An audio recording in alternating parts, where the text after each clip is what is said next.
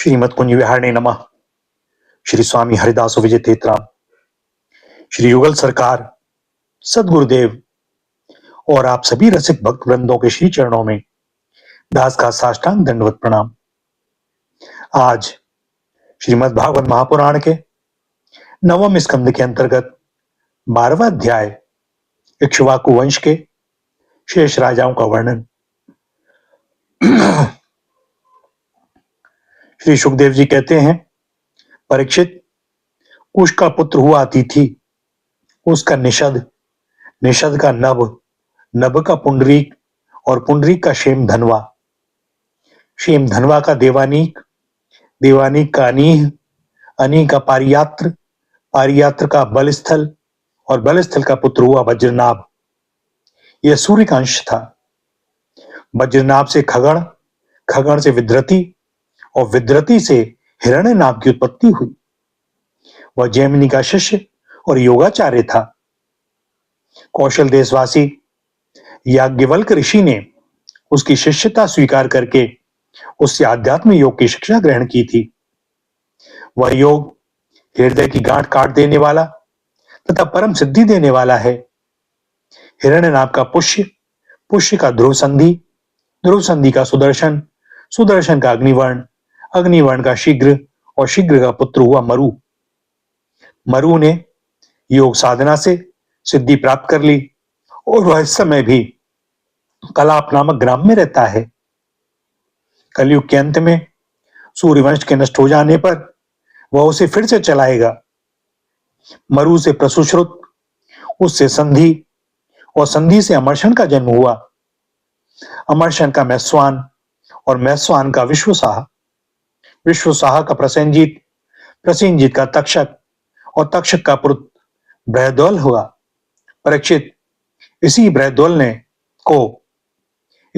को तुम्हारे पिता अभिमन्यु ने युद्ध में मार डाला था। परीक्षित, इक्ष्वाकु वंश के इतने नरपति हो चुके हैं, अब आने वालों के विषयों में सुनो। बृहद्वल का पुत्र होगा वृहदरण, वृहदरण का उरुक्रिय, उसका वत्सवृद्ध, वत्सवृद्ध का प्रतिव्योम, प्रतिव्योम का भानु और भानु का पुत्र होगा सेनापति दिवाक, दिवाक का वीर सहदेव, सहदेव का बृहदश्व, बृहदश्व का भानुमान, भानुमान का प्रतीकाश्व और प्रतीकाश्व का पुत्र होगा सुप्रतीक, सुप्रतीक का मरुदेव, मरुदेव का सुनक्षत्र, सुनक्षत्र का पुष्कर, पुष्कर का अंतरिक्ष, अंतरिक्ष का सुतपा और उसका पुत्र होगा अमित्रजीत, अमित्रजीत से बृहद्राज, बृहद्राज से बरही, बरही से कृतंजय, कृतंजय से रणंजय और उससे संजय होगा। संजय का शाक्य, उसका शुद्धोद और शुद्धोद का लांगल, लांगल का प्रसेनजीत और प्रसेनजीत का पुत्र शुद्रक होगा। शुद्रक से रणक, रणक से सुरथ और सुरथ से इस वंश के अंतिम राजा सुमित्र का जन्म होगा। ये सब बृहदल के वंशधर होंगे। इक्ष्वाकु का यह वंश सुमित्र तक ही रहेगा, क्योंकि सुमित्र के राजा होने पर कलयुग में यह वंश समाप्त हो जाएगा। भैया, यह 12वें अध्याय का समापन होता है और 13वें अध्याय का शुभारंभ, राजा निमि के वंश का वर्णन। श्री सुखदेव जी कहते हैं, इक्ष्वाकु के पुत्र थे निमि। उन्होंने यज्ञ आरंभ करके महर्षि वशिष्ठ को ऋत्विज के रूप में वर्ण किया। वशिष्ठ जी ने कहा कि राजन, इंद्र अपने यज्ञ के लिए मुझे पहले ही वर्ण कर चुके हैं। उनका यज्ञ पूरा करके मैं तुम्हारे पास आऊंगा, तब तक तुम मेरी प्रतीक्षा करना। यह बात सुनकर राजा निमि चुप ही रहे और वशिष्ठ जी इंद्र का यज्ञ कराने चले गए। विचारवान निमि ने यह सोचकर कि जीवन तो क्षणभंगुर है, विलंब करना उचित न समझा और यज्ञ प्रारंभ कर दिया। जब तक गुरु वशिष्ठ जी न लौटे तब तक के लिए उन्होंने दूसरे ऋत्विजों को वर्ण कर लिया। गुरु वशिष्ठ जी जब इंद्र का यज्ञ संपन्न करके लौटे तो उन्होंने देखा उनके शिष्य निमि ने तो उनकी बात न मानकर यज्ञ प्रारंभ कर दिया है। उस समय उन्होंने श्राप दिया कि निमि को अपनी विचारशीलता और पांडित्य का बड़ा घमंड है। इसलिए इसका शरीर पात हो जाए। निमि की दृष्टि में गुरु वशिष्ठ का यह श्राप धर्म के अनुकूल नहीं प्रतिकूल था। इसलिए उन्होंने भी श्राप दिया कि आपने लोभवश अपने धर्म का आदर नहीं किया, इसलिए आपका शरीर भी गिर जाए। यह कहकर आत्मविद्या में निपुण निमि ने अपने शरीर का त्याग कर दिया। परीक्षित, इधर हमारे वृद्ध प्रपितामह वशिष्ठ जी ने भी अपना शरीर त्याग कर मित्रा वरुण के द्वारा उर्वशी के गर्भ से जन्म ग्रहण किया।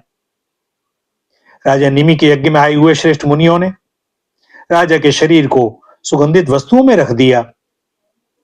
जब सत्र याग की समाप्ति हुई और देवता लोग आए, तब उन लोगों ने उनसे प्रार्थना की, महानुभावों, आप लोग समर्थ हैं। यदि आप प्रसन्न हैं तो राजा निमि का यह शरीर पुनः जीवित हो उठे। देवताओं ने कहा, ऐसा ही हो। उस समय निमि ने कहा, मुझे देह का बंधन नहीं चाहिए। विचारशील मुनिजन अपनी बुद्धि को पूर्ण रूप से श्री भगवान में ही लगा देते हैं और उन्हीं के श्री चरण कमलों का भजन करते हैं। एक ना एक दिन यह शरीर अवश्य छूटेगा। इस भय से भीत होने के कारण वे शरीर का कभी संयोग ही नहीं चाहते। वे तो मुक्त ही होना चाहते हैं। अतः मैं अब दुख, शोक और भय के मूल कारण इस शरीर को धारण करना नहीं चाहता। जैसे जल में मछली के लिए सर्वत्र ही मृत्यु के अवसर हैं, वैसे ही शरीर के लिए भी सब कहीं मृत्यु ही मृत्यु है। देवताओं ने कहा, मुनियों, राजा निमि बिना शरीर के ही प्राणियों के नेत्रों में अपनी इच्छा के अनुसार निवास करें। वे वहां रहकर सूक्ष्म शरीर से भगवान का चिंतन करते रहें। पलक उठने और गिरने से उनके अस्तित्व का पता चलता रहेगा। इसके बाद महर्षियों ने यह सोचकर कि राजा के न रहने पर लोगों में अराजकता फैल जाएगी, निमि के शरीर का मंथन किया। उस मंथन से एक कुमार उत्पन्न हुआ। जन्म लेने के कारण उसका नाम हुआ जनक। विदेह से उत्पन्न होने के कारण वैदेह और मंथन से उत्पन्न होने के कारण उसी बालक का नाम मिथिल हुआ। उसी ने मिथिलापुरी बसाई। परीक्षित, जनक का उदावसु, उसका नंदीवर्धन, नंदीवर्धन का सुकेतु, उसका देवरात, देवरात का बृहद्रथ, बृहद्रथ का महावीर, महावीर का सुधृति, सुधृति का दृष्ट केतु, दृष्ट केतु का हर्षव और उसका मरु नामक पुत्र हुआ। मरु से प्रतिपक, प्रतिपक से कृतिरथ, कृतिरथ से देवमीड़, देवमीड़ से विश्रुत और विश्रुत से महाधृति का जन्म हुआ।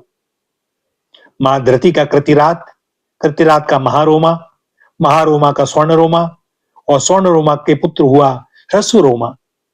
इसी ह्रस्वरोमा के पुत्र महाराज शीरध्वज थे।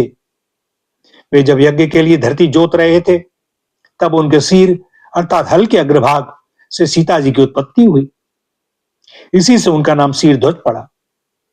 शीरध्वज के कुशध्वज, कुशध्वज के धर्मध्वज और धर्मध्वज के दो पुत्र हुए, कृतध्वज और मितध्वज।